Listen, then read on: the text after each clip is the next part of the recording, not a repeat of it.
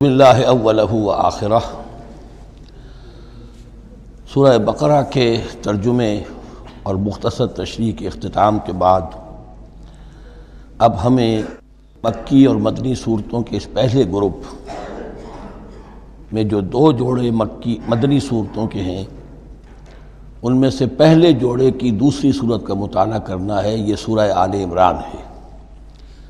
جیسا کہ اس سے قبل بھی میں آپ کو بتا چکا ہوں کہ جوڑے ہونے کی نسبت یہ ہے کہ ان دونوں چیزوں میں گہری مشابہت بھی ہو، مرد اور عورت بہت مشابہت بھی ہے لیکن کچھ فرق بھی ہو، اور جو فرق ہو وہ ایسا ہو کہ جس سے ایک دوسرے کے لیے کمپلیمنٹری ہو، ایک دوسرے سے مل کر کسی مقصد کی تکمیل ہوتی ہو۔ یہ نسبت زوجیت کی حقیقت ہے۔ اب آپ دیکھیں گے مشابہتیں جو ہیں بہت نمایاں جو سورہ بقرہ میں اور سورہ آل عمران میں ہیں کہ دونوں شروع ہوئی ہیں الف لام میم سے۔ دونوں کے شروع میں قرآن مجید کی عظمت کا بیان ہے، اگرچہ سورہ آل عمران میں اس کے ساتھ ہی تورات اور انجیل کا بیان بھی ہے۔ دونوں کے اختتام پر بڑی عظیم آیات آئی ہیں۔ وہ آیت ہم پڑھ چکے ہیں جو سورہ بقرہ کے اختتام پر آئی ہے، جو کہ ایک عظیم دعا پر مشتمل ہے، عظیم ترین دعاؤں میں سے اس کو شمار کیا جا سکتا ہے۔ ربنا لا تؤاخذنا ان نسینا او اخطانا۔ سورہ آل عمران کے آخری رکوع میں بھی ایک نہایت جامع دعا آئی ہے، وہ 3-4 آیتوں میں پھیلی ہوئی ہے، بڑی جامع دعا ہے۔ پھر جیسے میں نے آپ کو بتایا کہ سورہ بقرہ میں بھی یہ سورۃ الامتین ہے، دو امتوں سے بحث کر رہی ہے، گفتگو کر رہی ہے، خطاب کر رہی ہے۔ یہی معاملہ سورہ آل عمران کا بھی ہے، لیکن یہ فرق ہے کہ سورہ بقرہ میں زیادہ گفتگو ہے یہود کے بارے میں، اور سورہ آل عمران میں زیادہ گفتگو ہے نصارہ کے بارے میں۔ تو گویا کہ اس طرح وہ تکمیل ہو رہی ہے کہ اہل کتاب کا جو ایک طبقہ تھا اور اہم تر طبقہ تھا یہود، دینی اعتبار سے ان کی اہمیت زیادہ تھی، چاہے تعداد میں وہ کم تھے اور کم ہیں، لیکن یہ کہ دینی اعتبار سے ان کی اہمیت زیادہ رہی ہے۔ دوسرا طبقہ ہے یہ عیسائیوں کا، لیکن یہ کہ ان کا تذکرہ وہاں بہت کم آیا، یہاں آپ کو اس سورہ آل عمران میں زیادہ خطاب ان سے ملے گا۔ پھر جیسے سورہ بقرہ کا پہلا نصف جو ہے وہ 18 رکوعوں پر اور 152 آیات پر مشتمل تھا، اور نصف ثانی جو ہے وہ 22 رکوعوں پر لیکن 134 آیات پر مشتمل تھا، تو تقریباً مساوی دو حصے تھے۔ وہی کیفیت آپ کو یہاں ملے گی، بلکہ یہاں وہ بتمام و کمال ہے، دونوں حصے بہت مساوی ہیں۔ کل 20 رکوع ہیں، 10 رکوع ایک نصف اول میں ہے، 10 رکوع نصف ثانی میں ہے۔ صرف ایک آیت کا فرق ہے کہ پہلے 10 رکوعوں میں 101 آیات ہیں اور دوسرے 10 رکوعوں میں 99 آیات ہیں۔ پھر جیسے وہاں 3 حصے ہیں نصف اول کے، ویسے ہی یہاں بھی 3 حصے ہیں نصف اول کے، لیکن یہاں رکوعوں کی تقسیم نہیں ہے بلکہ آیات کی ہے۔ پہلی 32 آیات میں تمہیدی کلام ہے، جیسے کہ 4 رکوع سورہ بقرہ کے، اگرچہ وہاں روح سخن ابتدا ہی سے یہود کی طرف ہو گیا تھا، یہاں روح سخن ابتدا ہی سے نصارہ کی طرف ہے، لیکن یہ کہ یہاں کی 32 آیات اسی طرح تمہیدی کلام پر مشتمل ہیں جیسی کہ سورہ بقرہ کے 4 رکوع۔ پھر یہاں 31 آیات براہ راست خطاب ہے نصارہ سے، خاص طور پر حضرت عیسیٰ علیہ السلام کی ولادت کن حالات میں ہوئی، کیا ان کا مقام اور مرتبہ تھا، کیا ان کی اصل حیثیت تھی، پھر یہ کہ ان کے ساتھ کیا معاملہ ہوا۔ یہ حصہ نازل بھی ہوا ہے سن 9 ہجری میں، جو شامل یہاں کر دیا گیا ہے، حالانکہ اس سورہ مبارکہ کا اکثر و بیشتر حصہ جو ہے وہ سن 3 ہجری میں غزوہ احد کے بعد نازل ہوا ہے، لیکن یہ کہ یہ حصہ جو ہے 31 آیات پر مشتمل نازل ہوا سن 9 ہجری میں۔ نجران ایک بستی تھی عرب کے جنوب میں یمن کی طرف، اور وہاں عیسائی آباد تھے، تو وہاں کے عیسائیوں کے سردار اور ان کے جو بڑے لاٹ پادری تھے وہ کچھ 70 عیسائیوں کا ایک وفد لے کر آئے حضور کی خدمت میں مدینہ منورہ میں، بات سمجھنے سمجھانے کے لیے کہ آپ کس بات کی دعوت دے رہے ہیں، اور کئی دن مقیم رہے اور بات پوری سمجھ بھی لی، خاموش بھی ہو گئے، پھر بھی بات نہیں مانی تو حضور نے مباہلے کی دعوت دی، اس چیلنج کو قبول کیے بغیر وہاں سے چلے گئے۔ لیکن یہ کہ بہرحال انہوں نے جو ترتیب جس شدت کے ساتھ ہونی چاہیے تھی ان کی طرف سے وہ بھی نہیں کی، یہ شرافت کا انہوں نے مظاہرہ کیا۔ بہرحال یہ 9 رکوع، یہ جو 31 آیات ہیں سن 9 میں نازل ہوئیں، یہی نوٹ کر لیجئے کہ سورہ بقرہ کی بھی ایک بات میں بتانے سے میں بھول گیا اس وقت، کہ یہ جو سود سے متعلق احکام ہیں، جو رکوع ہے، جو 38واں رکوع ہے سورہ بقرہ، یہ بھی تقریباً سن 9 میں نازل ہوا ہے۔ گویا کہ وہ مشابہت بھی موجود ہے کہ اگرچہ سورہ بقرہ کا اکثر و بیشتر حصہ غزوہ بدر سے قبل نازل ہوا، لیکن اس میں بھی کچھ آیات وہ ہیں جو سن 9 ہجری میں نازل ہوئی ہیں اور سود کے بارے میں آخری حکم ہے۔ اسی طریقے سے یہاں جو یہ نجران کے عیسائیوں سے خطاب کے لیے جو آیات نازل فرمائی گئیں، یہ سن 9 میں نازل کی گئیں، لیکن شامل ہے سورہ آل عمران میں، کہ جس کا اکثر و بیشتر حصہ سن 3 ہجری میں غزوہ احد کے بعد نازل ہوا ہے۔ پھر جیسے سورہ بقرہ کے نصف اول کا جو آخری تیسرا حصہ تھا، وہ 15واں، 16واں، 17واں، 18واں رکوع، اس میں یہ کہ حضرت ابراہیم کا ذکر تھا، خانہ کعبہ کا ذکر تھا، اسی طریقے سے وہی بات یہاں ملے گی آپ کو۔ اور یہاں اب اہل کتاب کو دعوت دی گئی ہے اسی انداز میں جیسے کہ وہاں 16ویں رکوع میں سورہ بقرہ کے دی گئی ہے۔ یہ تیسرا حصہ جو ہے نصف اول کا، یہ 38 آیات پر مشتمل ہے، بہت جامع آیات ہیں، بہت اہم آیات ہیں۔ اس کے بعد نصف ثانی شروع ہو جاتا ہے، جس میں کہ یا ایھا الذین آمنوا، جیسے 19ویں رکوع سے شروع ہوا سورہ بقرہ میں، یا ایھا الذین آمنوا استعینوا بالصبر والصلاۃ ان اللہ مع الصابرین، یہاں اب یہ 11واں رکوع جو ہے وہ شروع ہوگا، یا ایھا الذین آمنوا اتقوا اللہ حق تقاتہ ولا تموتن الا وانتم مسلمون۔ یہ جو نصف ثانی کے 10 رکوع ہیں، ان کی تقسیم یہاں پر عمودی ہے، افقی نہیں ہے۔ پھر تقسیم کر سکتے ہیں، پہلے 2 رکوعوں میں زیادہ خطاب مسلمانوں سے ہے، اور پھر اگرچہ روئے سخن جو ہے پھر اہل کتاب کی طرف بھی ہے۔ پھر 6 رکوع مسلسل ہیں غزوہ احد کے حالات پر مشتمل، جو مسائل سامنے آئے ان پر تبصرہ، جو مسلمانوں سے غلطیاں ہوئیں ان پر گرفت، آئندہ کے لیے ہدایات۔ تو یہ پورے 60 آیات ہیں تقریباً، اور 6 رکوعوں پر پھیلی ہوئی ہیں۔ یہ سب کے سب یوں سمجھیے کہ قرآن مجید کا ایک مستقل باب ہے، چیپٹر ہے غزوہ احد، اس کا عنوان ہو سکتا ہے، لیکن قرآن میں اس طرح سے چیپٹر بنائے نہیں گئے ہیں، بلکہ یہ صورتیں ہیں کہ جو میں نے جیسا کہ ابتدا میں عرض کیا تھا تعارف قرآن کے ضمن میں، کہ یہ مجموعہ خطبات الہیہ ہے، ایک خطبہ نازل ہو رہا ہے اور اس کے اندر جو مضامین آ رہے ہیں، لیکن ان میں ربط اور ترتیب ہے۔ اس ربط اور ترتیب پر توجہ اب تک کم ہوئی ہے، لیکن اب اس دور میں قرآن حکیم کے علم و معرفت کا یہ پہلو بھی اب زیادہ نمایاں ہوا ہے کہ اس میں بڑا نظم ہے، نظام القرآن، اس کے اندر تنظیم ہے، اس میں آیات کا آپس میں ربط ہے، سورتوں کا سورتوں سے ربط ہے، اور ایسے ہی یہ جو ہے الٹب کلام نہیں ہے۔ پھر آخری 2 رکوع، وہ ان میں سے ایک تو جو ہے آخری رکوع وہ تو بہت ہی جامع ہے، اور اس میں وہ عظیم دعا بھی آئی ہے، اور فلسفہ ایمان کے بارے میں اہم ترین بحث ہے کہ جو اس مقام پر آئی ہے۔ اور اس طریقے سے، اور جو اس سے پہلے کا رکوع ہے 19واں رکوع، وہ بھی در حقیقت کنکلوڈنگ جس کو کہا جاتا ہے، سم اپ کرتے ہوئے پوری سورہ مبارکہ کے مضامین کو، بڑے جامع مضامین پر مشتمل ہے۔ تو اس طرح آپ دیکھیں گے، اور جگہ جگہ آپ دیکھیں گے کہ بعض اوقات تو الفاظ وہی آ رہے ہیں، وہی انداز ہے۔ وہاں بھی کہا گیا تھا مسلمانوں تم کہو ہم ایمان رکھتے ہیں اللہ پر اور جو کچھ ہم پر نازل کیا گیا اور جو کچھ ابراہیم پر اور اسحاق پر، وہی آپ کو آیات یہاں بھی ملیں گی۔ حضرت ابراہیم کا ذکر وہاں ہے، یہاں بھی ملے گا۔ یہود پر ضربت علیہم الذلۃ والمسکنہ والی آیت وہ یہاں بھی آئے گی۔ ذرا ترتیب کا فرق ہے، یہ متشابہ کہلاتے ہیں، قرآن مجید میں متشابہ، اور یہ حفاظ کے لیے مشکل ترین مقام ہوتے ہیں کہ تیزی میں روانی میں وہ اس سے مشابہ جو مقام ہے وہ ادھر منتقل ہو جاتے ہیں۔ لیکن مضامین کے اندر آپ کو اتنی گہری مناسبت نظر آئے گی کہ جس کو میں نے تشبیہ دی ہے زوجیت، کہ ظاہر بات ہے کہ ہر حیوان کا جوڑا جو ہوتا ہے وہ یوں سمجھیے کہ 90% تو ایک دوسرے سے مشابہ ہوں گے، لیکن یہ کہ ان میں 5-10% کا فرق بھی ہوگا، اور وہ فرق بھی ایسا ہوگا کہ جو دونوں کے جمع ہونے سے کوئی نیا مقصد پیدا ہو رہا ہے۔ اس سورہ مبارکہ کا، سورہ آل عمران کا، یہ اور یاد کر لیجئے کہ میں نے آپ کو بتایا تھا کہ نبی اکرم صلی اللہ علیہ وسلم نے ان دونوں صورتوں کو ایک نام دیا ہے۔ جیسے آخری جو 2 صورتیں ہیں قرآن مجید کی، ان کو ایک نام دیا گیا معوذتین، قل اعوذ برب الفلق قل اعوذ برب الناس۔ ان دونوں صورتوں کو ایک نام دیا گیا الزہراوین، 2 نہایت تابناک اور روشن صورتیں۔ تو یہ اس میں تمہیدی کلام میں بس اسی پر اکتفا کر کے اب ہم آگے مطالعہ شروع کرتے ہیں۔ اعوذ باللہ من الشیطان الرجیم، بسم اللہ الرحمن الرحیم۔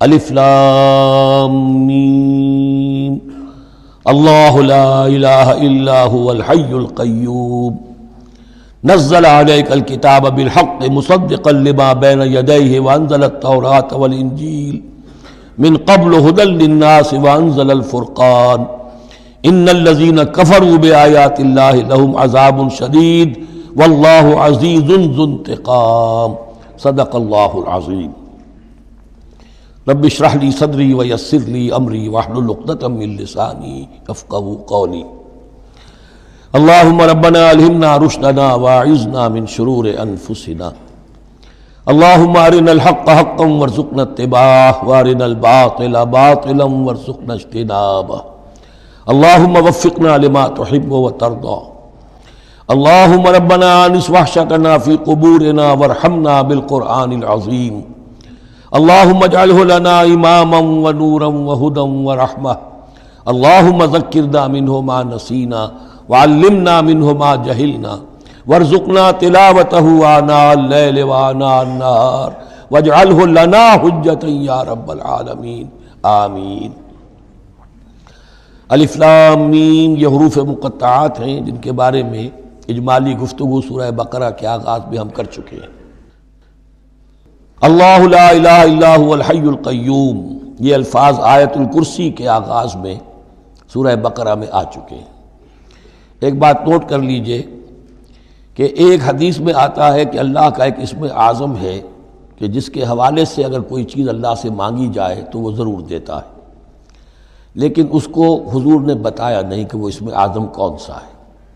کچھ اشارے کیے، جیسے رمضان میں ایک شب ہے لیلۃ القدر جو 1000 مہینوں سے افضل ہے، تعین کے ساتھ نہیں بتایا وہ کون سی، تاکہ تلاش کرو، زیادہ ذوق و شوق کا معاملہ ہو۔ لیکن جو اشارات آپ نے کیے ہیں اس سے اندازہ ہوتا ہے، چونکہ یہ فرمایا گیا کہ یہ 3 صورتوں میں ہے، سورہ بقرہ میں، سورہ آل عمران میں اور سورہ طٰہٰ میں، وہ الفاظ الحی القیوم جو مشترک ہیں، سورہ بقرہ میں آیت الکرسی میں آئے ہیں، آل عمران میں یہاں دوسری آیت میں موجود ہیں، اور سورہ طٰہٰ کے بھی شروع کے اندر موجود ہیں۔ نزل علیک الکتاب بالحق، اس نے نازل فرمائی ہے، اس اللہ نے جس کے سوا کوئی معبود نہیں، جو الحی ہے القیوم ہے۔ اس میں اشارہ ہو رہا ہے اس کلام کی عظمت کی طرف کہ جان لو یہ کلام کس کا ہے، کس نے اتارا ہے۔ نزل علیک الکتاب بالحق، اس نے نازل فرمائی ہے یہ کتاب اے نبی آپ پر حق کے ساتھ، اور یہاں نوٹ کیجیے نزلہ ہے، نزلہ ینزل تنزیلا، انزلہ نہیں آیا ہے۔ مصدقا لما بین یدیہ، اور یہ تصدیق کرتے ہوئے آئی ہے اس کی جو اس کے سامنے موجود ہے، تورات اور انجیل۔ اور یہ کہ 2 اعتبارات سے تصدیق ہے کہ یہ قرآن تصدیق کرتا ہے ان کی کہ وہ اللہ کی کتابیں تھیں جن میں تحریف ہو گئی، لیکن یہ کہ قرآن اور حضور مصداق بن کر آئے ہیں ان پیشین گوئیوں کا جو ان کتابوں میں تھی۔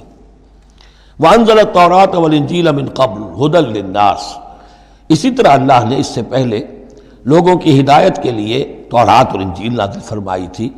وَأَنزَلَ الْفُرْقَانَ، اور اللہ نے فرقان اتارا۔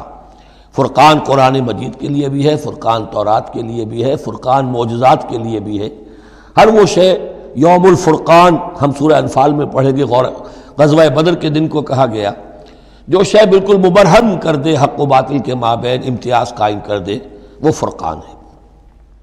لیکن یہاں اب تہدید کا انداز ہے، دھمکی کا انداز ہے۔ ان الذین کفروا بآیات اللہ، یہ دنیا کی دوسری کتابوں کا معاملہ نہ سمجھو کہ اسے مان لیا تب بھی کوئی حرج نہیں، نہیں مانا تب بھی کوئی حرج نہیں، اگر پڑھنے پر طبیعت راغب ہوئی تو بھی کوئی بات نہیں، نہیں راغب ہے تو مت پڑھو، کوئی الزام نہیں۔ یہ کتاب ویسی نہیں ہے، بلکہ یہ کتاب تو اب اگر نہیں مانو گے، ایمان نہیں لاؤ گے تو ان الذین کفروا بآیات اللہ لہم عذاب شدید، تو ان کے لیے بہت سخت سزا ہوگی۔ واللہ عزیز ذو انتقام، اور اللہ تعالیٰ زبردست ہے، انتقام لینے والا ہے۔ یہ لفظ بہت اہم ہے کہ اللہ تعالیٰ جہاں رؤوف ہے، رحیم ہے، شفیق ہے، غفور ہے، ستار ہے، لیکن ساتھ ہی شدید ذو انتقام بھی ہے، عزوز ذو انتقام بھی ہے، شدید العقاب بھی ہے۔ یہ دونوں شانیں اللہ کی ذہن میں رہنی چاہیے۔ ان اللہ لا یخفی علیہ شیء فی الارض ولا فی السماء، یقیناً اللہ پر کوئی شے مخفی نہیں ہے، نہ آسمان کی نہ زمین کی۔ هو الذی یصورکم فی الارحام کیف یشاء، پہلی چیز اللہ کے علم سے متعلق تھی، اور یہ اللہ کی قدرت سے متعلق ہے۔ وہی ہے کہ جو تمہاری نقشہ کشی کر دیتا ہے، صورت بنا دیتا ہے تمہاری ماؤں کے رحموں میں جیسا چاہتا ہے۔ کسی کے پاس چوائس نہیں ہے کہ وہ اپنا نقشہ خود بنائے۔ لا الہ الا هو العزیز الحکیم، اس کے سوا کوئی معبود نہیں، اور یہ کہ وہی العزیز ہے اور الحکیم ہے۔ هو الذی انزل علیک الکتاب منہ آیات محکمات ہن ام الکتاب واخر متشابہات، وہی ہے جس نے آپ پر یہ کتاب نازل فرمائی۔ کسی کسی جگہ انزلہ کا لفظ بھی آ جاتا ہے، اور یہ ہوتا ہے ردم کے اعتبار سے، کیونکہ قرآن مجید کی اپنی ایک ملکوتی غنا ہے، اس کی ایک موسیقی ہے، ڈیوائن میوزک ہے، تو اس میں جو ردم کے حوالے سے اگر ضرورت ہو تو یہ الفاظ ایک دوسرے کی جگہ آ جائیں گے۔ منہ آیات المحکمات، اس میں کچھ آیات تو ہیں محکم، پختہ، حکم جیسا کہ میں نے بتایا، حکمت عقل کی پختگی، محکم آیت، پختہ آیت جس کا مفہوم بالکل واضح ہو، جس کو ادھر سے ادھر کرنے کی کوئی گنجائش نہ ہو۔ ہن ام الکتاب، اس کتاب کی جڑ اور اساس اور بنیاد وہی ہے۔ وَأُخَرُ متشابہات، اور کچھ متشابہ ہیں کہ جن کا حقیقی اور صحیح مفہوم معین کرنا بہت مشکل ہے، بلکہ عام حالات میں ناممکن ہے۔ یہ میں تفصیل سے تعارف قرآن کے ضمن میں عرض کر چکا ہوں۔ آیات الاحکام جتنی بھی ہیں وہ سب محکم ہیں، یہ کرو یہ نہ کرو، یہ حرام یہ حلال۔ لیکن یہ کہ جو بھی آیات ہیں کہ جن میں بحث ہے عالم غیب سے، اللہ کی ذات و صفات، کیا تصور کریں؟ اللہ کا ہاتھ، اللہ کا چہرہ، اللہ کی کرسی، اللہ کا عرش، کیا تصور کریں؟ اسی طریقے سے فرشتے، عالم غیب کی شیئیں، عالم برزخ قبر میں کیا ہوتا ہے، اسی طرح عالم آخرہ جنت اور دوزخ کی اصل حقیقتیں ہم نہیں سمجھ سکتے۔ اس میں ہمارے ذہن کے قریب لا کر کچھ باتیں بتا دی گئی ہیں۔ ما لا یدرک کلہ لا یترک کلہ، اجمالی تصور قائم ہو جانا چاہیے، اس کے بغیر تو راستہ سیدھا رہے گا نہیں آدمی کا، لیکن ان کی تفاصیل میں نہیں جانا چاہیے۔ تو دوسرے درجے میں نے آپ کو بتایا تھا کہ کچھ فزیکل فینومینا بھی، یہ بھی ایک وقت تک رہے ہیں آیات متشابہات میں سے، لیکن رفتہ رفتہ جیسے یہ سائنس کا علم بڑھتا چلا جا رہا ہے، ان میں سے بہت سی چیزیں اب محکم ہو کر سامنے آ رہی ہیں۔ تو یہ گویا کہ شفٹنگ سینڈز کے مانند ہیں کہ ان میں سے جو چیزیں، بہت سی چیزیں واضح ہو گئیں جو پہلے واضح نہیں تھیں، لیکن اب بھی بعض چیزیں ہیں، جیسے میں نے عرض کیا 7 آسمان سے کیا مراد ہے کہ جو واضح نہیں ہے ہم پر، لیکن ہمارا یقین ہے کہ انشاءاللہ وہ وقت آئے گا کہ انسان سمجھ لے گا کہ ہاں یہی بات صحیح تھی اور یہی تعبیر صحیح تھی۔ هو الذی انزل علیک الکتاب منہ آیات محکمات ہن ام الکتاب، یہ بہت اہم ہے۔ اصل جو ہے جڑ کتاب کی، اس لیے کہ کتاب کے بارے میں عرض کر چکا ہوں کہ وہ ہے مجموعہ احکام۔ کتاب جیسا کہ ہم نے سورہ بقرہ میں دیکھا، جہاں حکم آیا کتب علیکم کتب علیکم کتب علیکم، تو کتاب کی جڑ اور اساس جو ہے وہ وہی ہے۔ وَأُخَرُ مُتَشَابِهَاتٌ فَأَمَّا الَّذِينَ فِي قُلُوبِهِمْ زَيْغٌ، تو وہ لوگ جن کے دلوں میں کجی ہوتی ہے۔ اب وہ یہ ہے کہ وہ کوئی خاص بات نئی نکالنی ہے تاکہ اپنی ذہانت و فطانت کا جو ہے ڈنکا بجوایا جا سکے، یا کوئی اور فساد پیدا کرنا ہے، کوئی فتنہ پیدا کرنا ہے، ذہن ٹیڑھا ہو چکا ہے، اب اس ٹیڑھے ذہن کے لیے کوئی دلیل چاہیے قرآن سے، اب وہ متشابہات کے چکر میں لگیں گے، ان کے پیچھے پڑیں گے کہ کسی کے مفہوم کو میں اپنے من پسند مفہوم کی طرف موڑ سکوں۔ فَأَمَّا الَّذِينَ فِي قُلُوبِهِمْ زَيْغٌ فَيَتَّبِعُونَ مَا تَشَابَهَ مِنْهُ، تو وہ لوگ کہ جن کے دلوں میں کجی ہے وہ پیچھے لگتے ہیں ان کے کہ جو متشابہ ہیں ان میں سے، ابتغاء الفتنۃ، یا تو فتنہ اٹھانا چاہتے ہیں فتنے کی تلاش میں، وابتغاء تاویلہ، اور تلاش کرنے کے لیے کہ اس کی اصل حقیقت، اصل منشا، اصل مراد کیا ہے۔ یعنی یہ بھی ہو سکتا ہے کسی کا علمی ذوق ہی ایسا ہو جائے، اور یہ بھی ہو سکتا ہے کہ ایک شخص کی فطرت میں کجی ہو۔ وَمَا يَعْلَمُ تَأْوِيلَهُ إِلَّا اللَّهُ، حالانکہ ان کا حقیقی مفہوم اللہ کے سوا کوئی نہیں جانتا۔ وَالرَّاسِخُونَ فِي الْعِلْمِ يَقُولُونَ، اور جو لوگ علم میں راسخ ہیں، پختہ ہیں، جن کی جڑیں گہری ہو چکی ہیں علم میں، وہ کیا کہتے ہیں؟ یقولون آمنا بہ کل من عند ربنا، ہم ایمان لائے اس کتاب پر، قرآن پر، یہ کل کا کل ہمارے رب کی طرف سے ہے۔ جو بات صاف سمجھ میں آ گئی ہے اس پر عمل کریں گے، جو بات پوری طرح سمجھ میں نہیں آ رہی ہے انتظار کریں گے، لیکن یہ اجمالی یقین رکھیں گے کہ یہ ہے اللہ کی کتاب۔ آمنا بہ کل من عند ربنا وما یذکر الا اولو الالباب، لیکن یہ صحیح روش اور یہ نصیحت نہیں حاصل کر سکتے مگر وہی کہ جو ہوش مند ہیں، عقل مند ہیں۔ اور سب سے بڑی ہوش مندی یہ ہے کہ انسان اپنی عقل کی لیمیٹیشنز کو جان لے، میری عقل کی حدود کیا ہیں، عقل کہاں تک جا سکتی ہے۔ اگر انسان اپنی عقل کی حدود کو نہیں جانتا تو وہ پھر اولو الالباب میں سے نہیں ہے۔ عقل بڑی شے ہے لیکن یہ کہ اس کی حدود ہیں، ایک حد سے آگے یہ عقل تجاوز نہیں کر سکتی۔ گزر جا عقل سے آگے کہ یہ نور چراغ راہ ہے، منزل نہیں ہے۔ منزل تک پہنچانے والی شے جو ہے وہ عقل نہیں ہے، وہ قلب پہنچائے گا، لیکن یہ کہ بہرحال عقل ایک روشنی دیتی ہے، حقیقت کی طرف اشارے کرتی ہے۔ ربنا لا تزغ قلوبنا بعد اذ ہدیتنا، اور ان کا یہ قول ہوتا ہے اولو الالباب کا، اے رب ہمارے دلوں کو کج نہ ہونے دیجو اس کے بعد کہ تو نے ہمیں ہدایت دے دی ہے۔ وہب لنا من لدنک رحمہ، اور ہمیں تو خاص اپنے خزانہ فضل سے رحمت عطا فرما، انک انت الوہاب، یقیناً تو ہی سب کچھ دینے والا ہے، تیری ہی بارگاہ سے ملے گا۔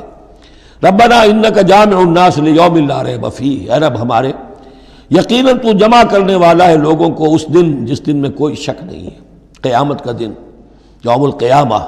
ان اللہ لا یخلف المیعاد، یقیناً اللہ تعالیٰ اس وعدے کے خلاف نہیں کرے گا، اپنے وعدے کی خلاف ورزی نہیں کرتا، لہذا جو اس نے بتایا ہے کہ وہ دن آئے گا وہ آ کر رہے گا۔ ان الذین کفروا لن تغنی عنہم اموالہم ولا اولادہم من اللہ شیئا، اب یہ ذرا تحدی کا انداز ہے، چیلنج کا انداز ہے۔ زمانہ نزول کے اعتبار سے آپ نے نوٹ کر لیا کہ یہ سن 3 میں نازل ہو رہی ہے سورہ مبارکہ غزوہ احد کے بعد، لیکن یہ کہ یہ رکوع جو ہے اس کے بارے میں گمان غالب ہے کہ یہ غزوہ بدر کے بعد نازل ہوئی ہے۔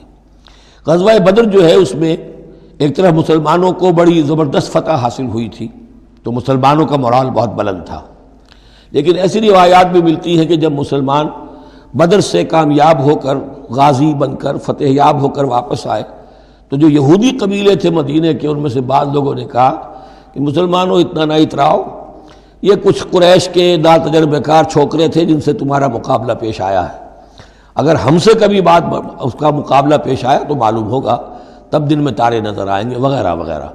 تو اس پس منظر میں یہ الفاظ کہے جا رہے ہیں کہ نہیں، تمام کفار اسی طریقے سے آخر کار زیر ہوں گے اور اللہ کے دین کو غالب ہونا ہے، واللہ غالب علی امرہ ولکن اکثر الناس لا یعلمون۔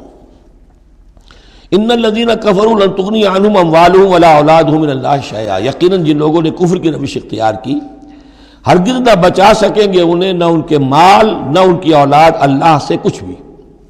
وَأُولَٰئِكَ هُمْ وَقُودُ النَّارِ، اور وہ تو سب کے سب آگ کا ایندھن بنیں گے۔ کداب آل فرعون، تمہاری تو حیثیت ہی کیا ہے، چپندی کا شوربہ۔ آل فرعون کا معاملہ یاد کرو، ان کے ساتھ کیا ہوا تھا، شہنشاہ اور بڑے لاؤ لشکر والا، وفرعون ذی الاوتاد، کداب آل فرعون والذین من قبلہم، اور اسی پر کیا اس سے پہلے ثمود اور عاد جیسی قومیں زبردست جو ہیں اسی جزیرہ نما عرب میں رہی ہیں۔ کذبوا بآیاتنا، انہوں نے بھی ہماری آیات کو جھٹلایا تھا۔ فاخذہم اللہ بذنوبہم، تو اللہ نے پکڑا ان کو ان گناہوں کی پاداش میں۔ واللہ شدید العقاب، اور اللہ سزا دینے میں بہت سخت ہے۔ قل للذین کفروا، اے نبی کہہ دیجئے ان لوگوں سے جو کفر کی روش اختیار کر رہے ہیں، ستغلبون وتحشرون الی جہنم، تم سب کے سب مغلوب ہو کر رہو گے، دنیا میں مغلوب ہوگے اور پھر جہنم کی طرف گھیر کر لے جائے جاؤ گے۔ وبئس المہاد، اور وہ بہت برا ٹھکانہ ہے۔ قد کان لکم آیۃ فی فئتین التقطا، تمہارے لیے ایک نشانی آ چکی ہے ان دو گروہوں میں جو آپس میں جنہوں نے جنگ کی، یعنی بدر کی جنگ ہوئی، اس میں ایک طرف مسلمان تھے ایک طرف مشرکین مکہ تھے، تمہارے لیے نشانی موجود ہے۔ قد کان لکم آیۃ فی فئتین التقطا، فئۃ تقاتل فی سبیل اللہ، اس میں سے ایک جماعت وہ تھی، ایک گروہ وہ تھا جو اللہ کی راہ میں جنگ کر رہا تھا، وأخری کافرۃ، اور دوسرا گروہ جو ہے وہ کافر تھا۔ یرونہم مثلیہم رأی العین، وہ دیکھ رہے تھے اپنی آنکھوں سے کہ ان سے دگنے ہیں۔ اب اس کے کئی معنی کیے گئے ہیں، ایک یہ بھی ہے کہ مسلمانوں کو تو کھلا نظر آ رہا تھا کہ ہم سے دگنی فوج ہے، بلکہ 3 گنی تھی۔ بعض روایات میں ایسا بھی آتا ہے کہ اللہ تعالیٰ نے کفار پہ ایسا رعب طاری کر دیا تھا غزوہ بدر میں کہ انہیں نظر یہ آ رہا تھا کہ مسلمان ہم سے دگنے ہیں۔ تو ایسا ہو جاتا ہے، انسان کی سماعت اور بصارت پر ایسا اثر ہو جائے تو اللہ تعالیٰ نے یہ کیا، وہ بھی بعض روایات ہیں۔ واللہ یؤید بنصرہ من یشاء، اور اللہ تائید فرماتا ہے اپنی نصرت سے جس کی چاہتا ہے۔ ان فی ذلک لعبرۃ، اس میں یقیناً ایک عبرت ہے، سبق آموزی ہے، لأولی الابصار، لیکن یہ عبرت اور سبق آموزی صرف ان کے لیے ہوتی ہے کہ جو آنکھیں رکھتے ہوں، جن کے اندر جو ہے دیکھنے کی صلاحیت موجود ہو۔ اب یہ آج بڑی اہم آ رہی ہے فطرت انسانی کے اعتبار سے۔ ظاہر بات ہے کہ چونکہ یہاں خاص طور پر میں نے عرض کیا تھا کہ یہود کی طرف ایک جو ہے وہ ایک روح سخن موجود ہے اہل کتاب کی طرف، اور اس واقعے کے اندر تو خاص طور پر جن لوگوں کے اندر کہ یہ دنیا کی محبت زیادہ شدید ہوتی ہے، تو اس کا ایک اثر بتا رہے ہیں کہ یہ واقعتاً اللہ نے فطرت انسانی میں رکھی ہے، اس لیے کہ یہ دنیا جو ہے اسے اللہ نے چلانا ہے، اس کی رونقیں رکھنی ہے جب تک اس کی مرضی ہے، قیامت تک تو اسے آباد رکھنا ہے۔ اولاد پیدا ہوگی تو دنیا قائم رہے گی، نسل چلے گی، مرد اور عورت کی ایک دوسرے کے ساتھ کشش ہوگی تو اولاد پیدا ہوگی، اور یہ تمام چیزیں جو ہیں، دولت کی کوئی طلب ہوگی تو آدمی محنت کرے گا، مشقت کرے گا، کمائے گا۔ تو اس لیے یہ چیزیں فطرت انسانی میں ہیں، یہ بیسک اینیمل انسٹنکٹس ہیں۔ بس ضرورت اس بات کی ہوتی ہے کہ ان انسٹنکٹس کو دبا کر رکھا جائے، اللہ کی محبت، اللہ کی شریعت کو اس سے بالا تر رکھا جائے، بس یہ نہیں ہے کہ ان کو ختم کر دیا جائے۔ سیلف اینیہیلیشن اسلام میں نہیں ہے، یہ رہبانیت ہے کہ اپنے نفس کو کچل دو، ختم کر دو، نہیں، سیلف کنٹرول، اپنے آپ کو کنٹرول میں رکھو۔ یہ منہ زور گھوڑا ہے نفس انسانی کا، لیکن جتنا طاقتور گھوڑا ہوگا اتنا ہی آپ کے لیے تیز دوڑنا جو ہے وہ آسان ہوگا، لیکن جتنا منہ زور اور طاقتور گھوڑا ہے اتنا ہی اسے قابو میں رکھنے کی ضرورت بھی ہے، ورنہ اگر اس کے رحم و کرم پر سوار آ گیا تو جہاں چاہے گا پٹخنی دے دے گا۔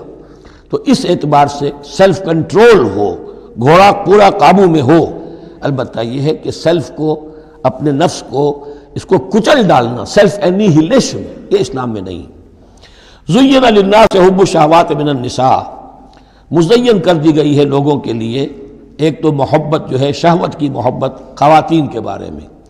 اب دیکھیے یہاں بھی قرآن مجید گویا کہ ایک طرح سے تائید کر رہا ہے فرائڈ کی۔ اس کے نزدیک سب سے پورٹنٹ فیکٹر جو ہے، سب سے پورٹنٹ جو موٹیو ہے انسان کا، وہ سیکس ہے، اور یہاں بھی اللہ تعالیٰ نے سب سے پہلے اسی کا ذکر کیا ہے۔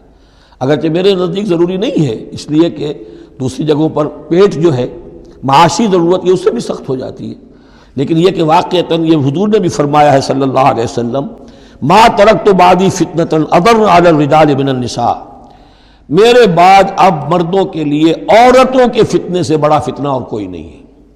ان کی محبت جو ہے وہ انسان کو کہاں سے کہاں لے جاتی ہے۔ بلعام بن باورہ یہود کے اندر ایک بہت بڑا عالم اور فاضل شخص تھا، ایک عورت کے چکر میں آ کر اور وہ شیطان کا پیرو بن گیا۔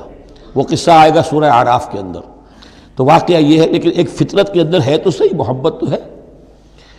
زین للناس حب الشہوات من النساء والبنین، اور بیٹے انسان کو بہت پسند ہے، بیٹے ہوں، اس کا نام چلتا رہے، بڑھاپے کا سہارا بنے۔ والقناطیر المقنطرۃ من الذهب والفضہ، اور یہ کہ خزانے ہوں جمع کیے ہوئے سونے کے اور چاندی کے۔ والخیل المسومۃ، اور گھوڑے ہوں، بڑے نسل والے گھوڑے جو ہیں جن پر کے نشان لگے ہوئے ہوتے ہیں، پیڈگری ہوتی ہے ان کی۔ والانعام، اور مویشی ہوں، مال جو ہے پنجاب میں اور سرائکی کے علاقے میں مال کہتے ہی جانوروں کو ہیں، ان حیوانات کو ہیں مال مویشی۔ والانعام والحرث، اور کھیتی۔ ذالک متاع الحیات الدنیا، بس جو نقطۂ اعتدال ہے وہ یہ ہے کہ جان لو یہ ساری چیزیں اس دنیا کی زندگی کا ساز و سامان ہے۔ اس زندگی کے لیے ضروریات کی حد تک ان سے فائدہ اٹھانا، اس میں کوئی بری بات نہیں، لیکن واللہ عندہ حسن المآب، لیکن اللہ کے پاس ہے اچھا لوٹنا۔ وہ جو ہے جو اللہ کے پاس ہے اس کے مقابلے میں یہ کچھ بھی نہیں۔ اگر یہ ایمان بالآخرہ ہے تو پھر تو انسان ان تمام چیزوں کو، اپنے تمام جذبات و میلانات کو ایک حد کے اندر رکھے گا، اس سے آگے نہیں آنے دے گا۔ لیکن اگر ان میں سے کوئی ایک شے بھی اتنی زوردار ہو گئی اس کی محبت کہ آپ کے دل کے اوپر اس کا قبضہ ہو گیا، تو بس آپ گئے، اب وہی ند ہے، وہی اب آپ کا معبود ہے، چاہے وہ دولت ہو، چاہے وہ کوئی اور شے ہو، وہ اب آپ کا معبود بن جائے گی۔ قل انبئکم بخیر من ذالکم، ان سے کہیے کہ کیا میں تمہیں بتاؤں کہ ان تمام چیزوں سے بہتر شے کون سی ہے؟ للذین اتقوا عند ربہم جنات تجری من تحتہا الانہار خالدین فیہا وہ لوگ کہ جو اپنے رب کا تقوی اختیار کرتے رہے. تقوی یہی ہے کہ اپنے نفس کا بھی حق ہے دو، ان لنفسک علیک حقا، لیکن ناجائز راستے سے نہیں. تمہارے پیٹ کا بھی حق ہے، اس کا ادا کرو، لیکن عقل حلال سے. تمہاری اولاد کا تم پر حق ہے، ان لنفسک علیک حقا وان لزوجک علیک حقا وان لزورک علیک حقا. تمہارے ملاقاتی آتے ہیں، ان کا بھی تم پر حق ہے، وہ حقوق ادا کرو، لیکن اللہ سے اوپر کسی حق کو فائق نہ کر دینا. بس یہ ہے اصل بات. اگر تو یہ اگر حفظ مراتب نہ کنی زندگی، اگر یہ حفظ مراتب نہیں ہوگا تو گویا کہ اب آپ گئے، دین اور دنیا سب گئی. تو للذین اتقوا عند ربہم جنات، ان کے لیے ایسے باغات ہیں تجری من تحتہا الانہار، جن کے دامن میں ندیاں بہتی ہوں گی، خالدین فیہا، اس میں وہ ہمیشہ رہیں گے. وازواج مطہرۃ، اور بڑی ہی پاک عورتیں ہوں گی. ورضوان من اللہ، اور اللہ کی رضوان ہوگی، اللہ کی رضا ہوگی جو سب سے بڑی شے ہے. واللہ بصیر بالعباد، اور یقیناً اللہ تعالیٰ اپنے بندوں کو دیکھ رہا ہے. الذین، وہ کون سے بندے ہیں اس کے خاص؟ الذین یقولون ربنا اننا آمنا، جو یہ کہتے رہتے ہیں پروردگار ہم ایمان لے آئے. فاغفر لنا، بس ہمیں بخش دے، ذنوبنا، ہمارے گناہ، وقنا عذاب النار، اور ہمیں آگ کے عذاب سے بچائیو. اب ان کی بدہمیں الفاظ استعمال ہو رہے ہیں. یہ کون لوگ ہیں جو یہ دعا کرتے ہیں؟ ان کے یہ اوصاف ہیں، اور اس میں گویا کہ تلقین ہے. اگر اللہ سے یہ دعا کرنا چاہتے ہو کہ اللہ تمہیں تمہارے گناہ بخش دے اور تمہیں جہنم کے عذاب سے بچائے، تو یہ اوصاف اپنے اندر پیدا کرو. الصابرین والصادقین والقانتین والمنفقین والمستغفرین بالاسحار، صبر کرنے والے اور راست باز. راست بازی میں راست گوئی بھی ہے، راست کردار بھی ہے، عمل بھی آپ کا صحیح صحت پر ہو، درستی پر ہو، اور قول بھی صحیح اور درست ہو. والقانتین، فرما بردار. والمنفقین، اللہ کی راہ میں خرچ کرنے والے. والمستغفرین بالاسحار، اور جو جس کو آپ کہتے ہیں small hours of the morning, وہ جو سحر کا وقت ہے، سحری کا وقت ہے، اس میں استغفار کرنے والے. ایک تو نمازیں ہیں جو 5 نمازیں ہیں، لیکن خاص وہ وقت جو ہے اس میں جب کہ فرمایا گیا ہے کہ رات کے آخری حصے میں اللہ تعالیٰ نزول فرماتا ہے سمائے دنیا تک، اور پھر ایک ندا ہوتی ہے، حل من مستغفر فاغفر لہ، حل من سائل فاعطیہ. ہے کوئی استغفار کرنے والا کہ میں اسے معاف کر دوں، ہے کوئی کچھ مانگنے والا کہ میں اسے عطا کر دوں. ہم تو مائل بکرم ہے، کوئی سائل ہی نہیں، راہ دکھلائیں کسے، رہرو منزل ہی نہیں. شاہد اللہ انہ لا الہ الا هو والملائکۃ واولو العلم قائما بالقسط. اللہ خود گواہ ہے کہ اس کے سوا کوئی معبود نہیں. سب سے بڑی گواہی تو اللہ کی ہے. والملائکۃ، اور سارے فرشتے گواہ ہیں. واولو العلم، اور اولو العلم بھی اس پر گواہ ہیں. یہ اولو العلم جو ہے، اولو الالباب، اولو العلم الذین یعقلون، یہ وہ لوگ ہیں کہ جو ان کائناتی آیات کے حوالے سے اللہ کو پہچان لیتے ہیں اور اس کو مان لیتے ہیں کہ وہی معبود برحق ہے. جو ہم نے 20ویں رکوع کی پہلی آیت پڑھی تھی سورہ بقرہ کی، ان فی خلق السماوات والارض واختلاف اللیل والنہار والفلک التی تجری فی البحر بما ینفع الناس، اور یہ تمام بہت سے فینومینا آف دی نیچر بیان کر کے لآیات لقوم یعقلون. تو جو یعقلون ہیں، جو اولو الالباب ہیں، اولو العلم ہیں، وہ بھی گواہ ہیں کہ اللہ کے سوا کوئی معبود نہیں. لیکن یہاں جو اہم ترین لفظ ہے وہ اب آ رہے ہیں، قائما بالقسط.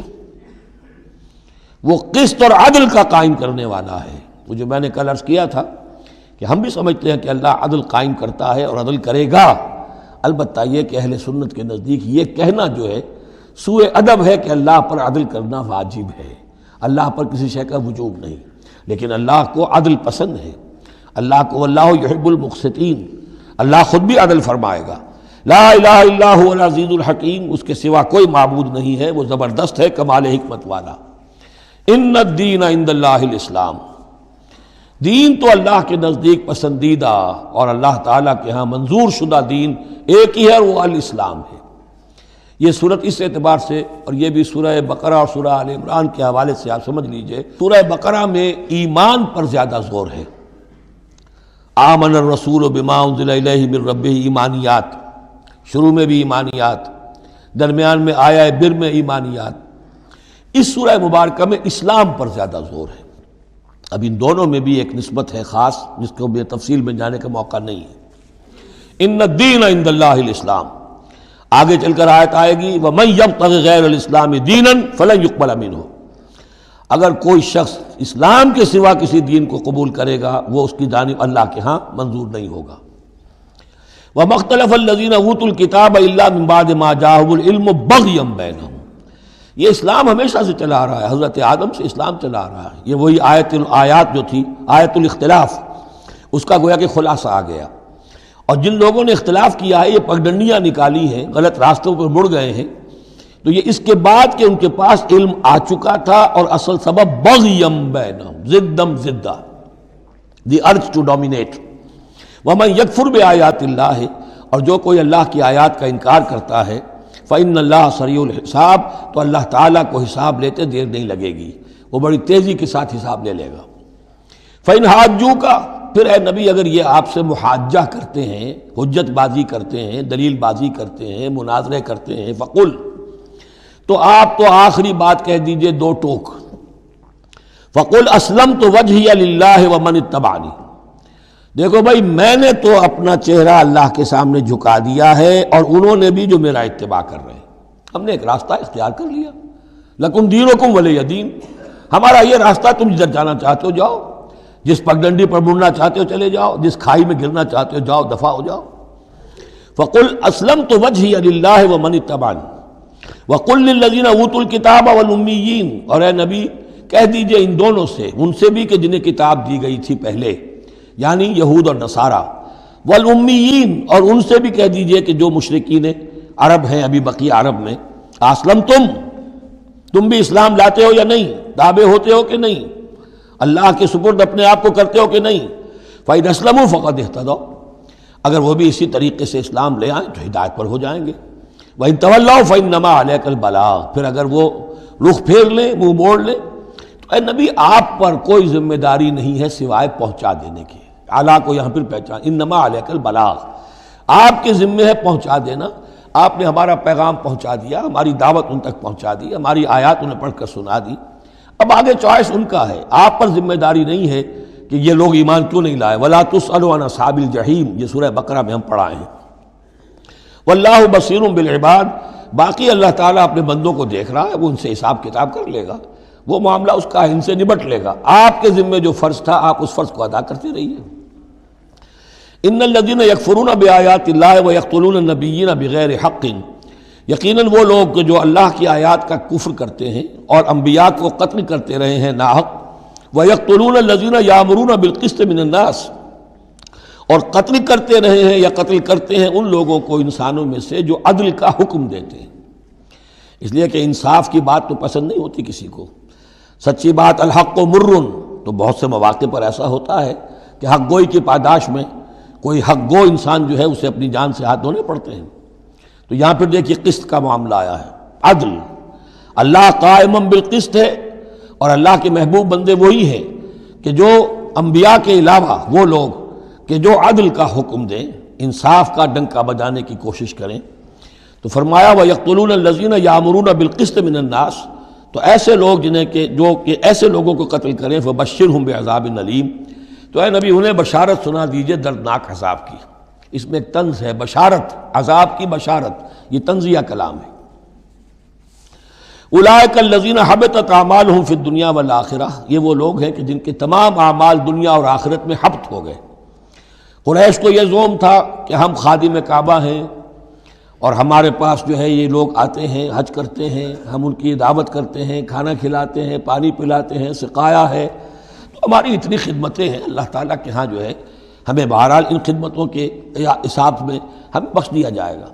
فرمایا وہ سارے اعمال حبط ہو جائیں گے اگر وہ شکل نہیں ہے، اگر تو صحیح پورے دین کو اختیار کرو گے تو ٹھیک ہے، ورنہ یہ کہ اولئک الذین حبطت اعمالہم فی الدنیا والآخرہ، بڑے سے بڑے چیریٹی کے کام کیے ہوں، چیریٹیبل انسٹیٹیوشنز قائم کر دی ہوں، کوئی حیثیت نہیں رکھتی اللہ کے نگاہ میں۔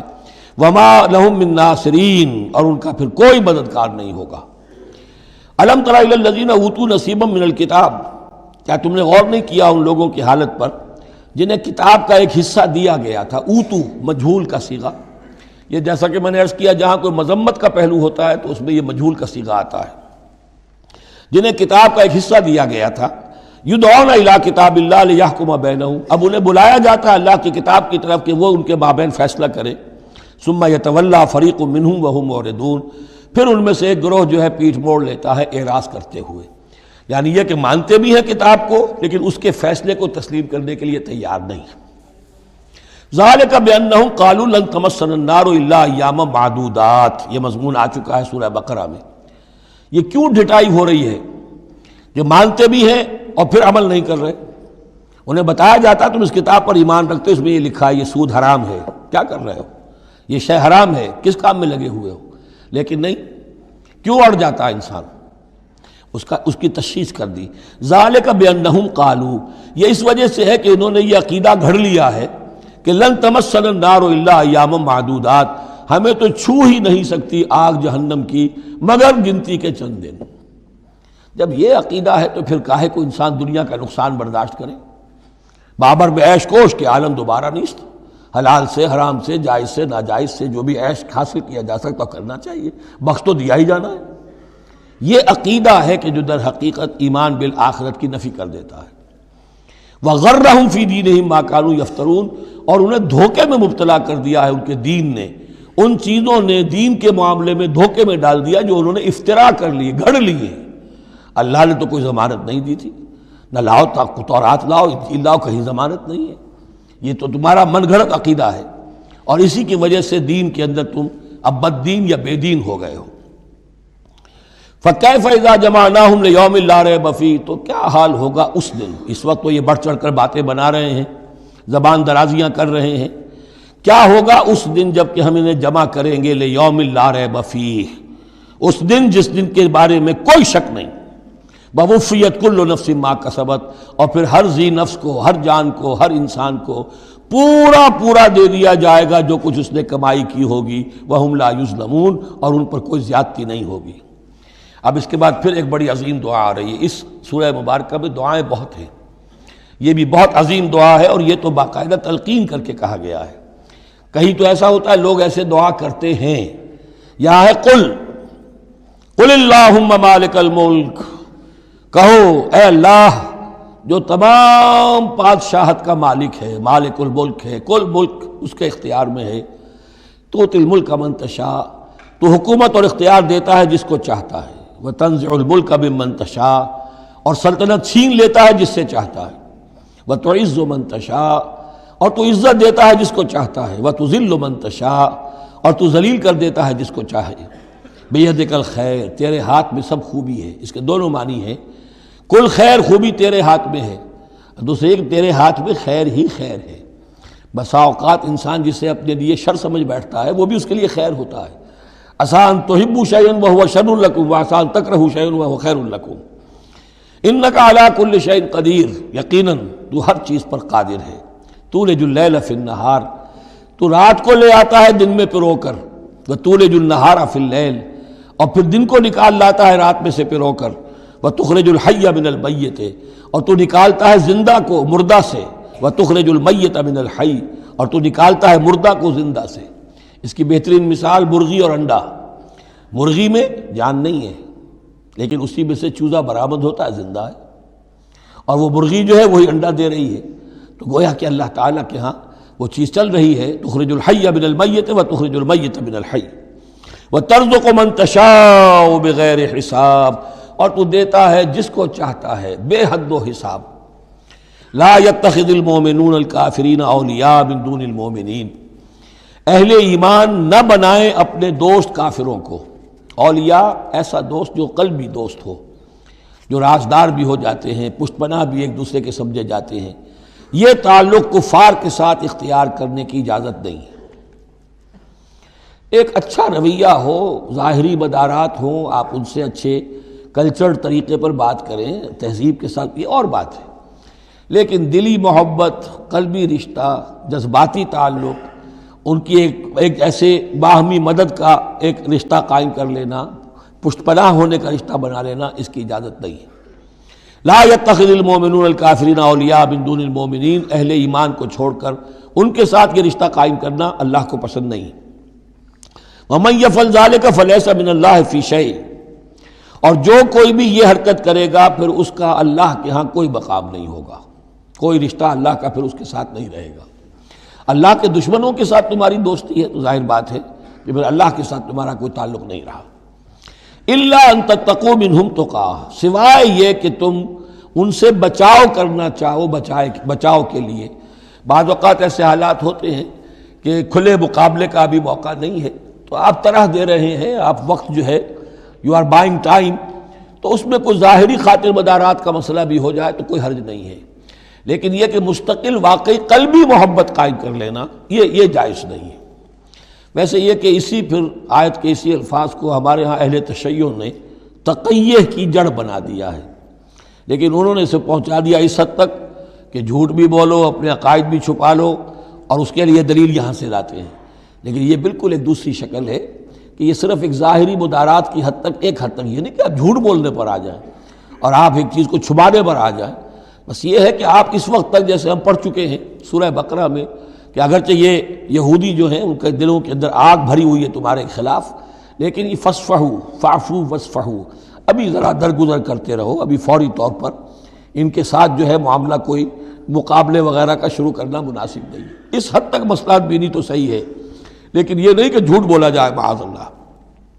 وَيُحَذِّرُكُمُ اللَّهُ نَفْسَهُ، اور اس میں بھی اب اور نرمی کر دی، اللہ تمہیں ڈراتا ہے اپنے آپ سے، اللہ سے ڈرو، یعنی کسی اور سے ڈر کر خامخواہ صرف خاطر مدارات کر لینا بھی صحیح نہیں ہے، لیکن یہ کہ بہرحال ضرورت ہے، کسی وقت مصلحت ہے تو کرو، لیکن یہ کہ اصل تمہارے دل میں خوف اللہ کا رہنا چاہیے۔ وَإِلَى اللَّهِ الْمَصِيرُ، اور اللہ ہی کی طرف تمہیں لوٹ جانا ہے۔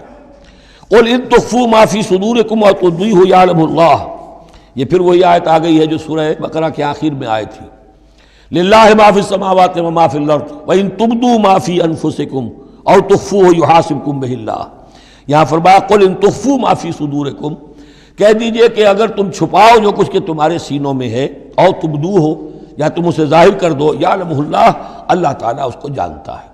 تمہارے ظاہر کرنے چھپانے سے اللہ سے کوئی تعلق نہیں ہے، ایک دوسرے سے چھپا سکتے ہو، ظاہر کر سکتے ہو، اللہ سے نہیں۔ وَيَعْلَمُ مَا فِي السَّمَاوَاتِ وَمَا فِي الْأَرْضِ، اور وہ جانتا ہے جو کچھ کہ آسمانوں میں اور زمین میں ہے۔ وَاللَّهُ عَلَىٰ كُلِّ شَيْءٍ قَدِيرٌ، اور اللہ تعالیٰ ہر چیز پر قادر ہے۔ یوم تجد کل نفس ما عملت من خیر محضرا، اس دن کا تصور کرو جس دن ہر جان، ہر نفس موجود پائے گا، حاضر کیا ہوا پائے گا ہر وہ عمل جو اس نے کیا ہوگا۔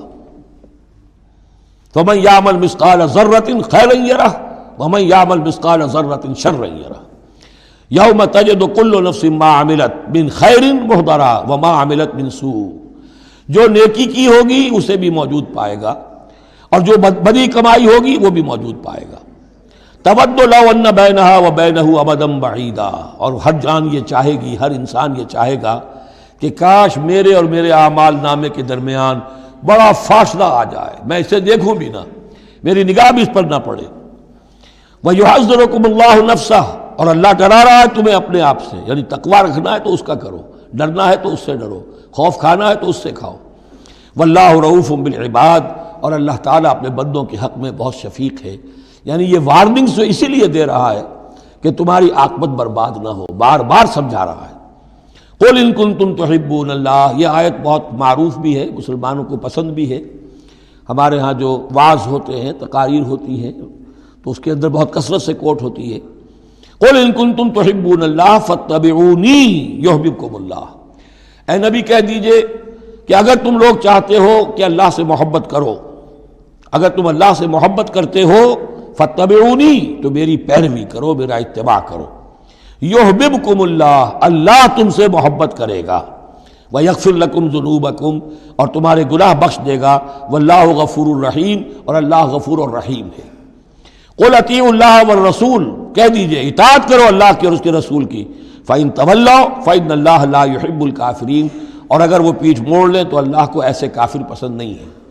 یہ دو آیتیں اس اعتبار سے بڑی اہم ہیں کہ اس میں رسول کے لیے دو الفاظ آئے ہیں، اطاعت اور اتباع۔ اطاعت اگر نہیں ہے تو کفر ہو گیا، اطاعت تو لازم ہے، لیکن اطاعت کس چیز میں ہوتی ہے؟ جو حکم دیا ہے یہ کرو، آپ کو کرنا ہے۔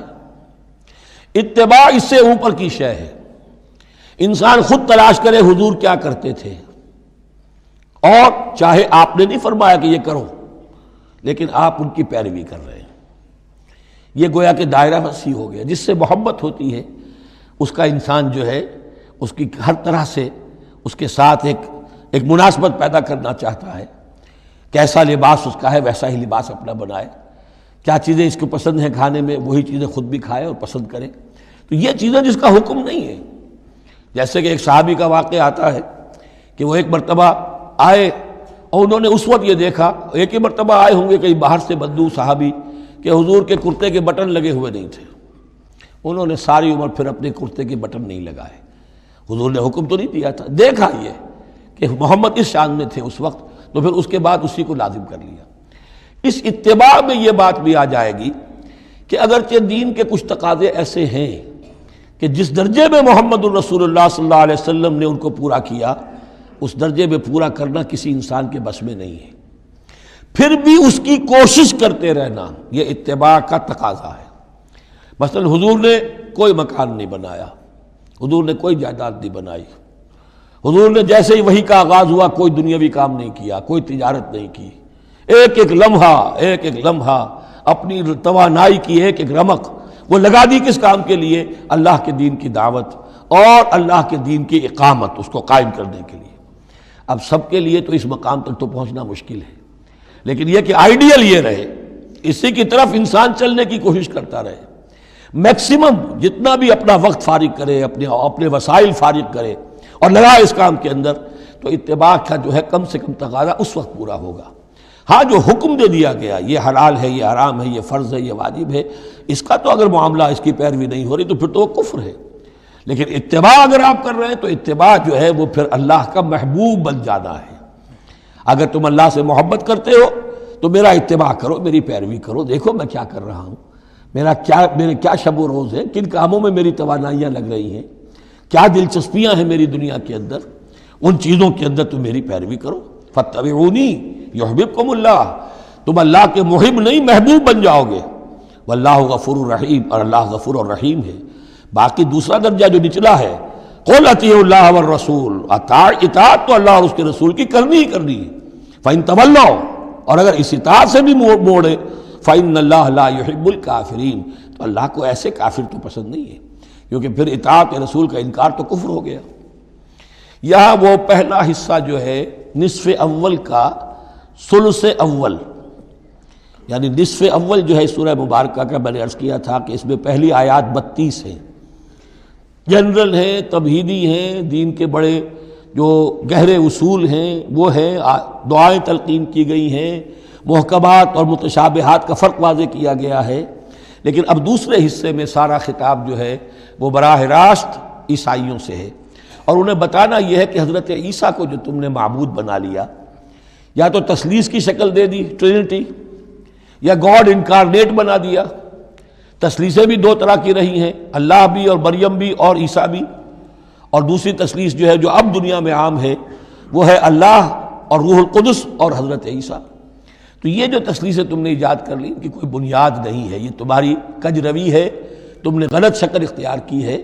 عیسیٰ علیہ السلام بہت برگزیدہ پیغمبر تھے، ہاں ان کی ولادت معجزانہ طریقے پر ہوئی ہے، لیکن اگر ان کی ولادت معجزانہ طریقے پر ہوئی ہے تو ان سے متصلاً قبل یحییٰ کی جو ولادت ہوئی ہے وہ بھی معجزانہ ہوئی ہے، وہ بھی کوئی کم معجزہ نہیں تھا۔ تو معجزے، اور پھر آدم کی جو ولادت ہوئی یا آدم کو جو پیدا کیا اللہ نے، تو ظاہر بات ہے کہ وہ اپنی جگہ پر جہاں سے نسل انسانی کا آغاز ہوا، تو یہی بات اگر دلیل ہو جائے الوہیت کی تو یہ تو پھر آدم کو بھی الہ مانو اور یحییٰ کو بھی الہ مانو۔ تو ساری بحث اس پر ہو رہی ہے۔ ان اللہ اصطفیٰ آدم و نوحا وآل ابراہیم وآل عمران علی العالمین، یقیناً اللہ نے چن لیا آدم کو اور نوح کو اور آل ابراہیم کو اور آل عمران کو تمام جہان والوں پر، تمام جہانوں پر نہیں، تمام جہان والوں پر۔ حضرت آدم علیہ السلام کا بھی استفاء ہوا ہے۔ اس میں کچھ ان لوگوں کے لیے دلیل بنتی ہے جو سمجھتے ہیں کہ جو تخلیق آدم ہے اس میں پہلے کوئی سپیشیز وجود میں آئی تھی، اور اس سپیشیز، اس نوع کے ایک فرد کو اللہ نے چن کر اس میں پھر اپنی روح پھونکی ہے تو وہ آدم بن گئے۔ تو وہ بھی سلیکٹڈ تھے، استفاء کے معنی ہوتا ہے کسی میں سے چن لینا۔ بہرحال ایک عام معنی بھی ہو جاتے ہیں، پسند کر لینے کے معنی بھی ہو سکتے ہیں۔ ان اللہ اصطفیٰ آدم و نوحا، اور پھر نوح کو پسند کیا، آل ابراہیم، ابراہیم کے گھر کو، ان کے خاندان کو، و آل عمران، عمران جو ہے بنی اسرائیل کی تاریخ میں دو عظیم شخصیتوں کے نام ہیں، ایک تو حضرت موسیٰ کے والد کا نام بھی عمران تھا، اور ایک حضرت مریم کے والد کا نام بھی عمران تھا۔ حضرت عیسیٰ کے نانا عمران ہوئے اور حضرت موسیٰ کے والد عمران تھے۔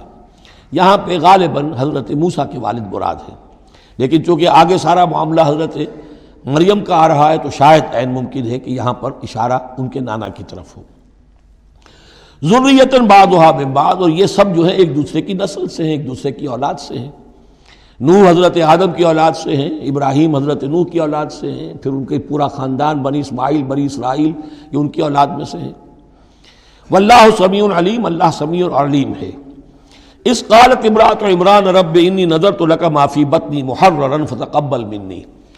اب یہ جو عمران کی بیوی ہیں یعنی حضرت مریم کی والدہ، یہ بہت نیک عورت تھیں، بہت ہی متقی، نیک، زاہد۔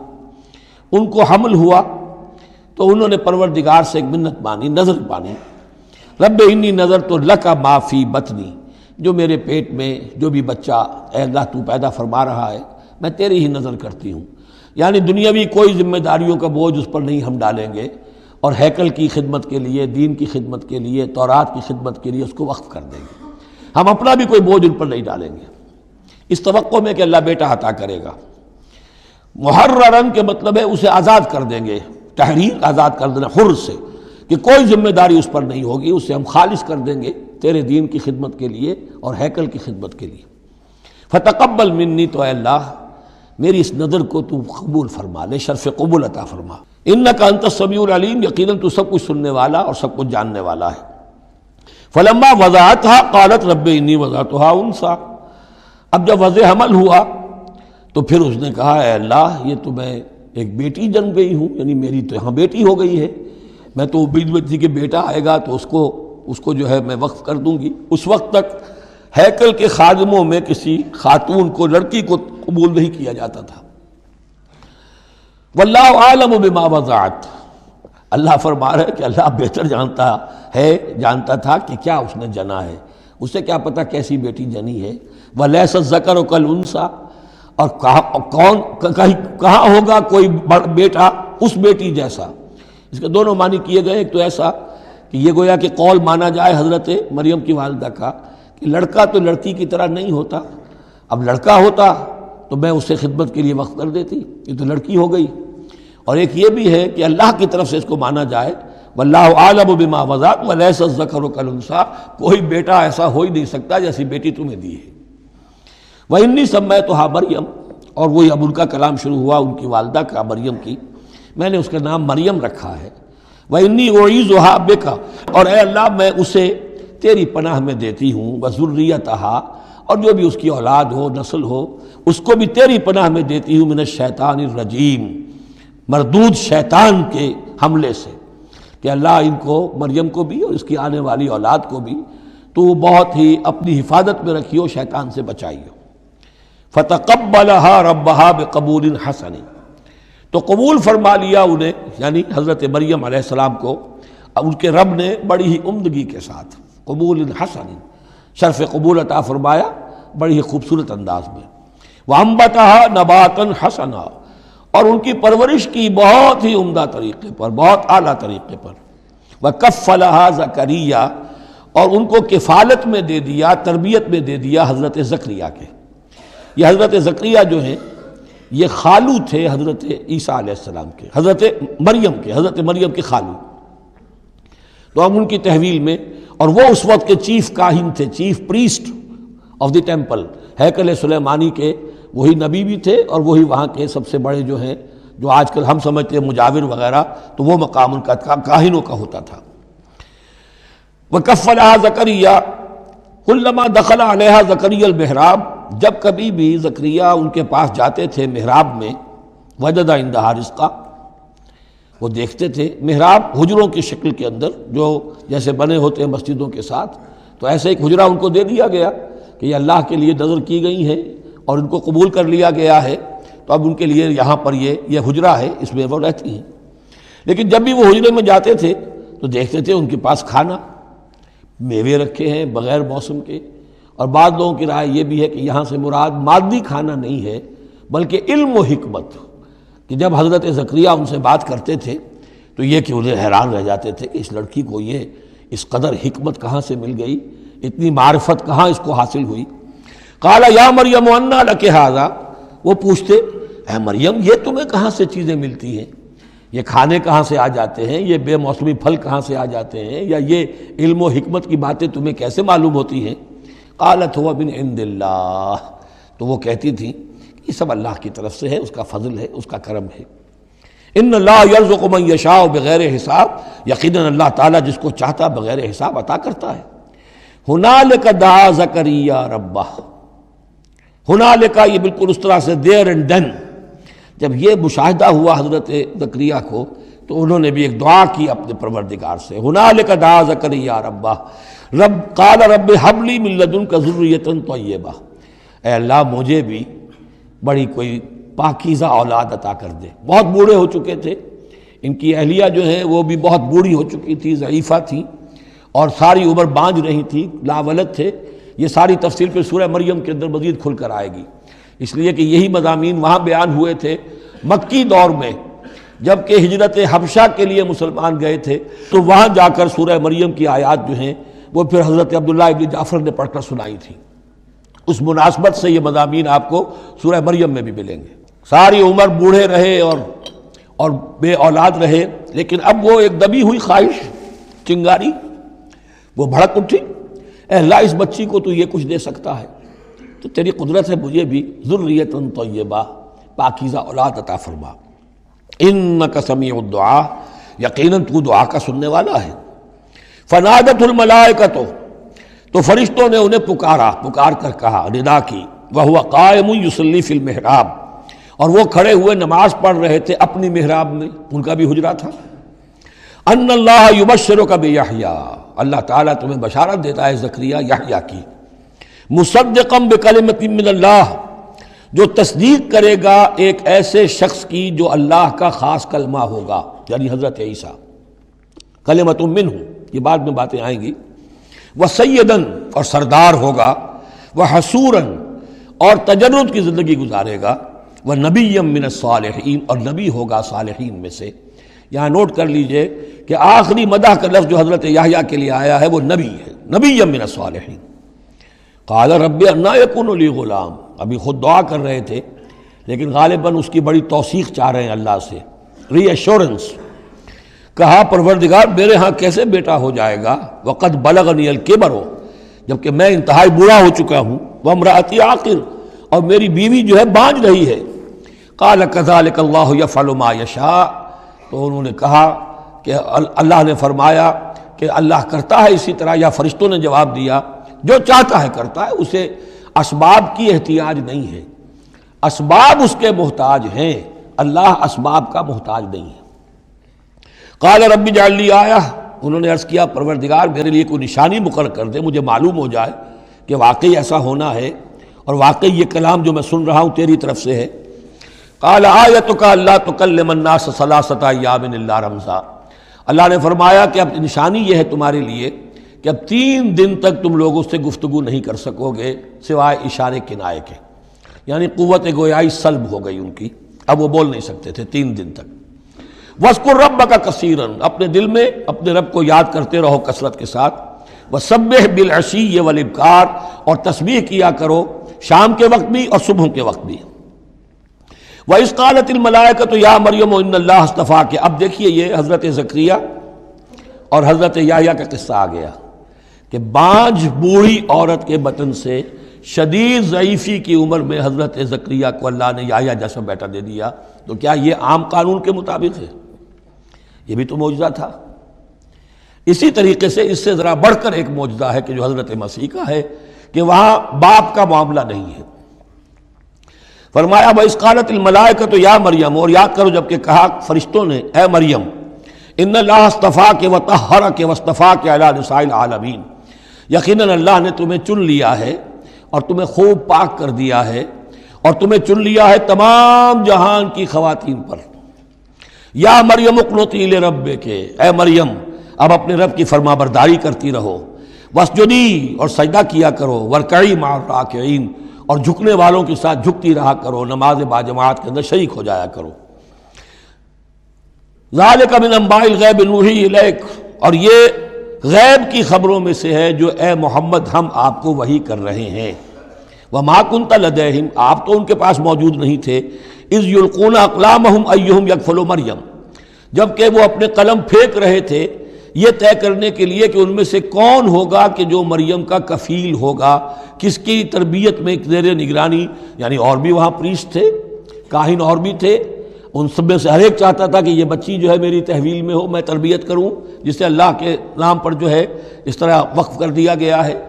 لیکن یہ کہ جب وہ اس طریقے سے اپنے قلم پھینک کر کچھ ایسے ہوتا ہے کوئی ذائچہ نکالنا یا کسی طرح کا معاملہ تو طے کر رہے تھے، اس میں اللہ نے حضرت زکریا کا نام نکال دیا تھا۔ تو اے نبی اس وقت تو آپ تو وہاں نہیں تھے، وما کنت لدیہم یختصمون، اور نہ آپ اس وقت تھے جبکہ وہ آپس میں جھگڑ رہے تھے۔ اذ قالت الملائکۃ یا مریم ان اللہ یبشرک بکلمۃ من، اب یاد کرو جب کہ کہا فرشتوں نے اللہ سے، کہ فرشتوں نے مریم سے کہ یقیناً اللہ تعالیٰ تمہیں بشارت دے رہا ہے ایک ایسی ہستی کی جو خاص کلمہ ہوگا اس کی جانب سے، اسمہ المسیح عیسی ابن مریم، اس کا نام ہوگا المسیح عیسیٰ مریم کا بیٹا، وجیہاً فی الدنیا والآخرہ، باعزت ہوگا، مرتبے والا ہوگا دنیا میں بھی اور آخرت میں بھی، ومن المقربین، اور بہت ہی اللہ کے مقربین بارگاہ میں سے ہوگا، بہت مقرب، وَيُكَلِّمُ النَّاسُ فِي الْمَهْدِ وَكَهْلًا، اور وہ لوگوں سے گفتگو کرے گا گود میں بھی اور پوری عمر کا ہو کر بھی۔ کہولت 40 برس کے بعد آتی ہے، اور حضرت مسیح اٹھا لیے گئے، رفع سماوی ہوا 33 برس کی عمر میں، گویا کہ اس آیت کا تقاضا ابھی پورا نہیں ہوا ہے۔ اور اس سے اندازہ کر لیجیے اس کے کہنے کی ضرورت کیا تھی، پوری عمر کو پہنچ کر تو سبھی بولتے ہیں، اس کا اشارہ کیوں کیا گیا یہاں؟ اس لیے کہ ہمیں معلوم ہو جائے کہ حضرت مسیح پر ابھی موت واقع نہیں ہوئی ہے، بلکہ وہ واپس آئیں گے دنیا میں، دوبارہ اتریں گے، پھر ان کی وہ عمر بھی ہوگی، پھر وہ شادی بھی کریں گے، ان کی اولاد بھی ہوگی، اور ان کے ذریعے سے اللہ تعالیٰ یہ نظام خلافت علی منہاج النبوت کو پوری دنیا میں قائم کرے گا۔ وَيُكَلِّمُ النَّاسَ فِي الْمَهْدِ وَكَهْلًا، اور وہ گفتگو کرے گا لوگوں سے اپنے گود میں بھی، تمہاری گود میں بھی، پگھوڑے میں بھی، اور بڑی پوری عمر کا ہو کر بھی، وَمِنَ الصَّالِحِينَ، اور یقیناً وہ بھی بہت ہی ہمارے نیکوکار بندوں میں سے ہوگا۔ قالت رب انا یکون لی ولد، حضرت مریم سلام علیہا نے بھی وہی جو ہے بات واضح کی، اے اللہ میرے اولاد کیسے ہو جائے گی، یمسسنی بشر، مجھے تو کسی مرد نے ہاتھ تک نہیں لگایا۔ قال کذالک اللہ یخلق ما یشاء، فرمایا اسی طرح اللہ تعالیٰ تخلیق فرماتا ہے جو چاہتا ہے، اس کو ضرورت نہیں ہے۔ ٹھیک ہے عام ولادت انسانوں کی اسی طرح ہوتی ہے، باپ کا بھی حصہ ہے، ماں کا بھی حصہ ہے، لیکن یہ کہ اللہ تعالیٰ کے لیے کسی بھی شے کی ضرورت نہیں ہے، وہ محتاج نہیں ہے ان اسباب اور وسائل و ذرائع کا، اور جو چاہے کرتا ہے۔ قال کذالک اللہ یخلق ما یشاء اذا قضى امرا فانما يقول له كن فيكون، وہ تو جب کسی شے کا فیصلہ کر لیتا ہے تو بس وہ کہتا ہے ہو جا اور وہ ہو جاتی ہے۔ وَيُعَلِّمُهُ الْكِتَابَ وَالْحِكْمَةَ، اور وہ اللہ تعالیٰ اسے سکھائے گا کتاب بھی اور حکمت بھی، والتوراۃ والانجیل، اور تورات بھی اور انجیل بھی، وَرَسُولًا إِلَىٰ بَنِي إِسرائیل، اور وہ رسول بن کر آئیں گے اسرائیل کی طرف۔ اب یہ جو دو کنٹمپریریز ہیں ان کو نوٹ کر لیجئے کہ حضرت یحییٰ کے بارے میں نبیم من الصالحین پر آ کر بات ختم ہو گئی، اور حضرت عیسیٰ کے بارے میں رسولاً الی بنی اسرائیل، بنی اسرائیل کی طرف رسول ہو کر آئیں گے۔ حضرت یحییٰ صرف نبی تھے، اسی لیے وہ قتل بھی کر دیے گئے۔ حضرت عیسیٰ رسول تھے، رسول قتل نہیں ہو سکتے، اسی لیے ان کو زندہ آسمان پر اٹھا لیا گیا۔ یہ بہت اہم مضمون ہے کہ جو یہاں بھی آپ کو سمجھ لینا چاہیے۔ اس کے بعد ان کے بعد معجزات کا تذکرہ ہے، وہ انشاءاللہ اب اگلی نشست میں پڑھیں گے۔ بارک اللہ لی و لکم فی القرآن العظیم و نفعنی و ایاکم